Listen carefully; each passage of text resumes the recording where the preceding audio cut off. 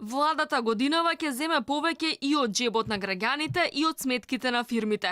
Даночно-пензиската реформа стана реалност. Откако лани изненадно поскапе акцизата за дизелот, годинава наред е персоналецот. Се воведе нова повисока стапка од 18% за делот од примањата што надминува 90.000 денари месечно. Компаниите ќе издвојат повеќе и за пензиско и здравствено осигурување.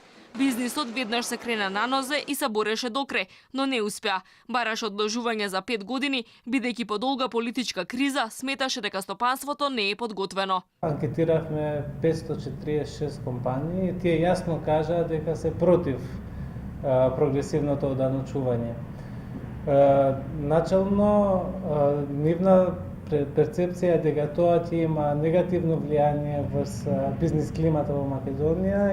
Од владата не прифатија никакво одложување. Доволна устапка било тоа што прагот за поголемо оданочување бил подигнат од првично планираните 60 на 90.000 денари месечно. Еве ги измеривме моделите, видовме каде во кој земји какви резултати дале, при тоа тие земји да бидат слични по структура како Република Македонија и ние ја направивме отстапка. Први на удар се информатичарите. Велат платите нема да растат, а иселувањето на стручниот кадар ќе забрза. Во прв момент странскиот клиент кој ќе го види нашиот кадар дека го бива, му ја нуди платата што тамо тој исто така му ја дава на вработениот, што е во многу чести ситуации дупла од таа што ја имаме кај нас во моментот. Така да самите на некој начин се ставаме во една ситуација да иницираме дополнително иселување од државата. Стопанствениците се налутија бидејќи наместо широка дебата добија неполни 2 месеци да се навикнат да работат под нови услови. Од 10 на 15% се зголеми и данокот на примањата од права на индустријска сопственост, од закуп, капитал, капитални добивки, игри на среќа, осигурување. Бизнисмените алармираат дека анализата на владата е паушална, без сериозна проценка за тоа колку ќе се прошири сивата економија, ќе придонесе за пораст на кириите, селење на капиталот во други земји, за одвраќање на странските инвеститори од вложување во земјава.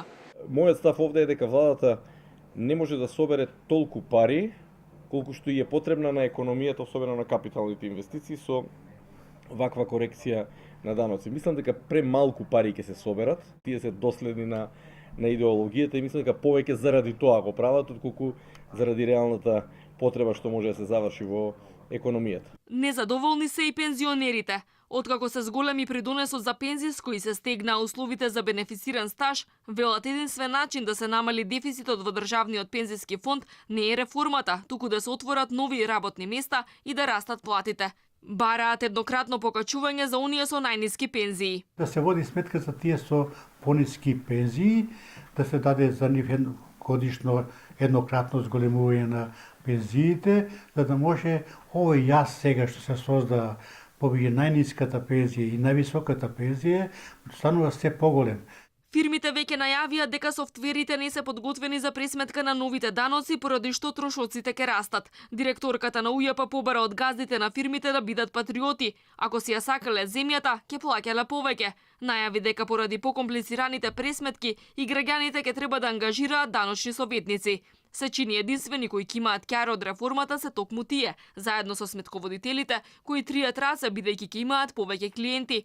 Фирмите веќе најавија дека првите проблеми ќе се појават веднаш, уште со пресметките на јануарските плати.